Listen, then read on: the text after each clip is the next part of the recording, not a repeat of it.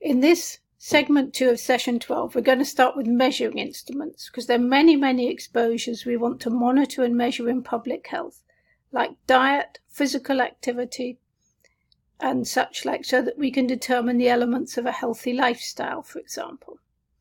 Specifically, we're going to start with the learning objective, describe the attributes of valid and reliable measuring instruments, and specifically now we're going to start with reliability.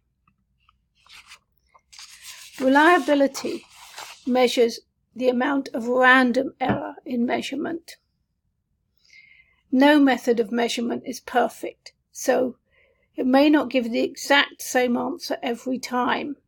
So we're interested in the stability and consistency of measures. The idea is comparable to random sampling error. If I were to measure your height or your blood pressure 1,000 times, how many times would I get the same answer? Probably not every time.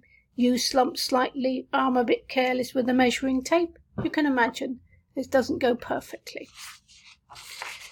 So it may help to think of random measurement error in terms of being off and on target.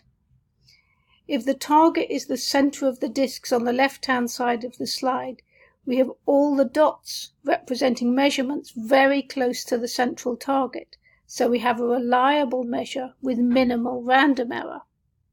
On the other hand, on the right-hand side, we have the dots all over the place, with none on the target.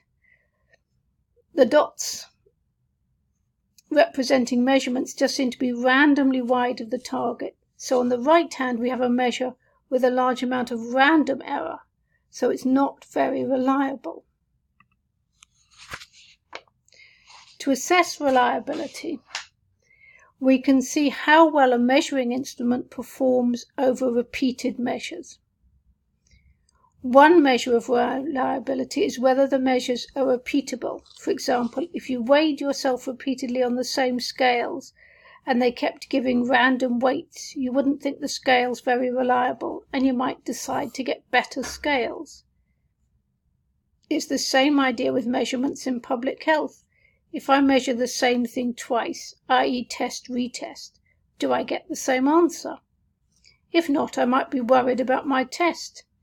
Test-retest reliability is usually assessed using correlation, because if I repeat a set of measures reliably, I would expect them to be similar, i.e. highly correlated.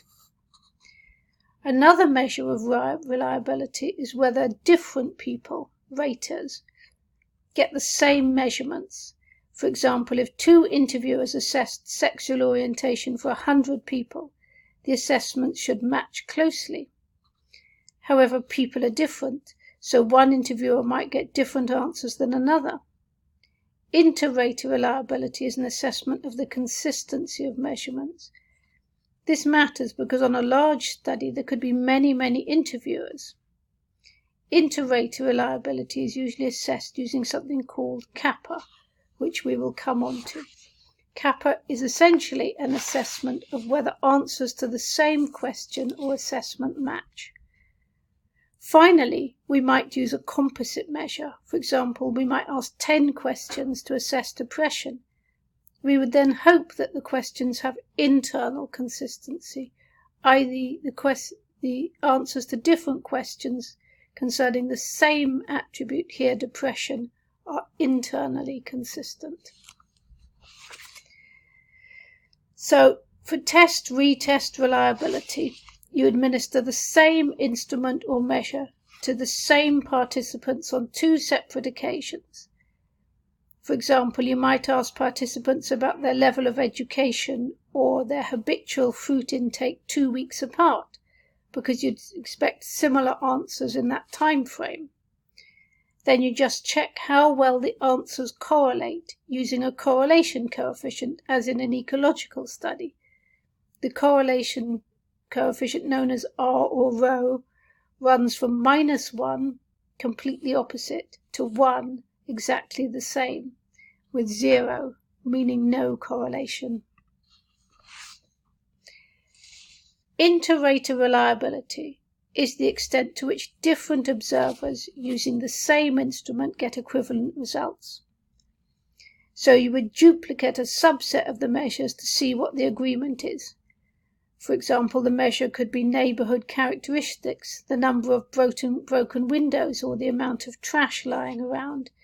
It could also be in a medical context, for example, to check whether radiologists consistently interpret test results in the same way.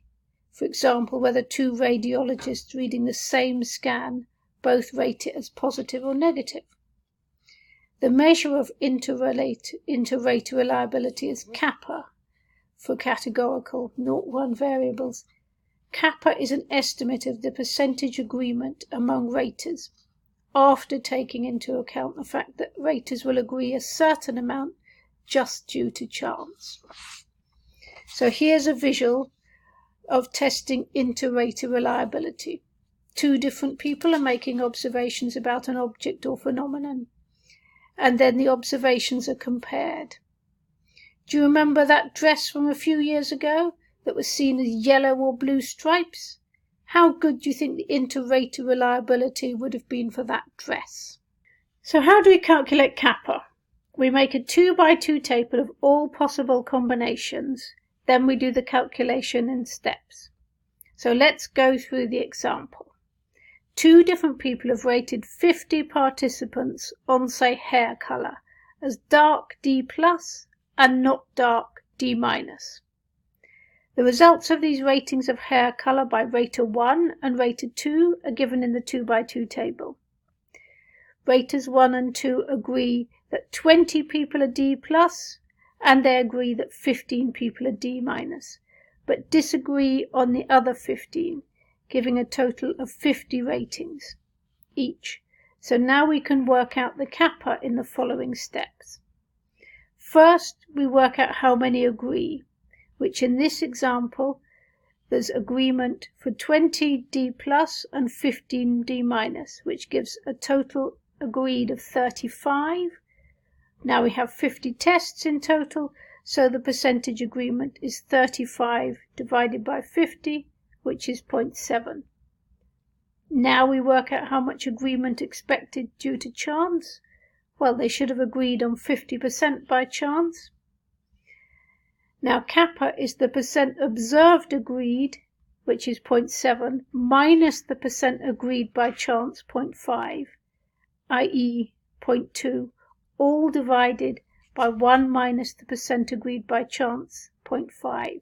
So that gives us 0.2 divided by 0.5, which is 0.4. So a kappa of 1 would be perfect agreement, because we'd have observed exactly the same, both raters. And a kappa of 0 means the agreement is just due to chance. And occasionally you can get kappa that's negative, and then it's even worse than chance. So how do you interpret kappa? So it's a measure. So what's an acceptable kappa for inter-rater reliability? This is a bit subjective. So you can have some sort of rules of thumb. So obviously 1 is perfect agreement, so that's fantastic, but it's unlikely to occur in practice. So greater than 0.7 is considered good, between 0.4 and 0.75 is fair, and then less than 0.4 is considered poor.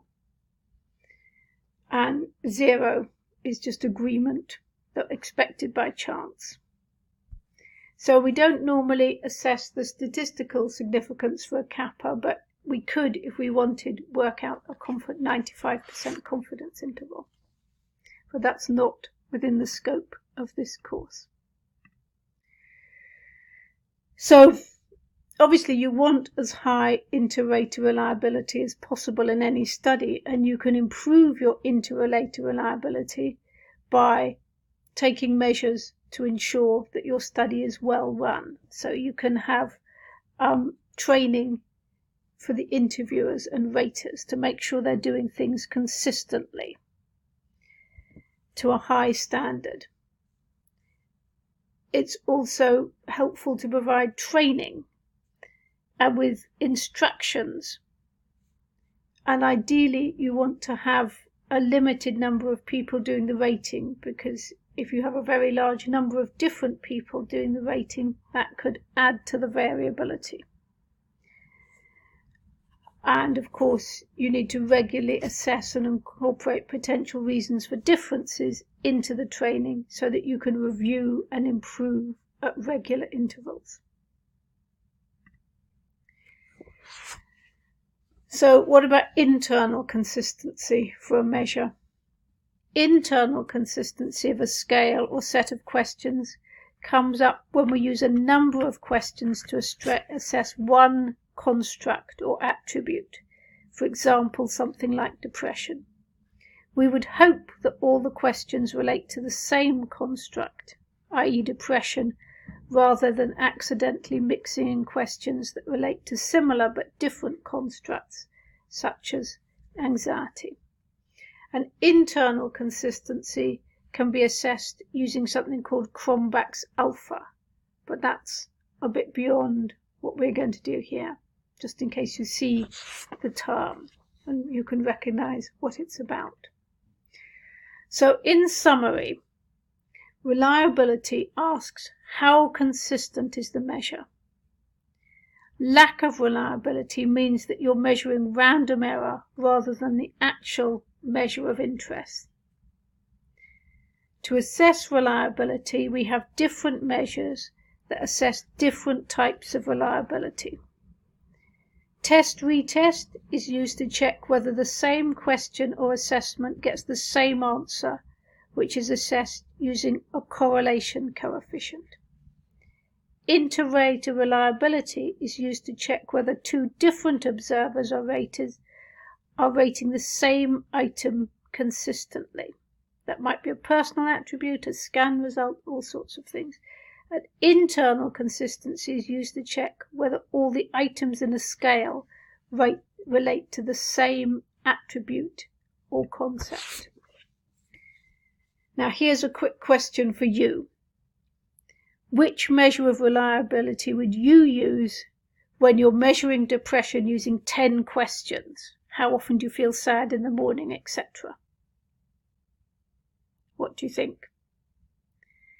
The clue here is that it's a scale of 10 questions, so we need to check that all 10 questions are measuring the same thing, so we would use Cronbach's alpha. What about if you use a brief one-question screening tool to measure probable depression? Well, here we might want to check the answer by using a test-retest reliability, by asking a subset again and calculating the correlation coefficient. What about asking a clinician to diagnose depression? Well, we know that diagnosis of conditions is tricky. You've all heard of misdiagnosis. So we might want to test whether different clinicians made the same diagnosis and then use a measure of inter-rater agreement, i.e. kappa. So how could we improve reliability? There's a few ways of doing this. Sometimes you could remove other information that might influence the measurement or interpretation. A simple example is anonymous marking of exams. Another one is auditioning musicians behind screens, and when they did that, suddenly the women seemed much better. Sometimes you can add in a few test pieces or blanks. So if you were measuring vitamin D, say, you could add in some water samples as well to check they got correctly identified as no vitamin D, and some samples with a known level of vitamin D to check they also got the levels they should do. Finally, you need to check the measuring instruments are working correctly, i.e. correctly calibrated. You can test an automatic blood pressure meter against a mercury device. You can test scales with some weights of known weights. but that is always something that needs to be done to check your measuring instruments are working.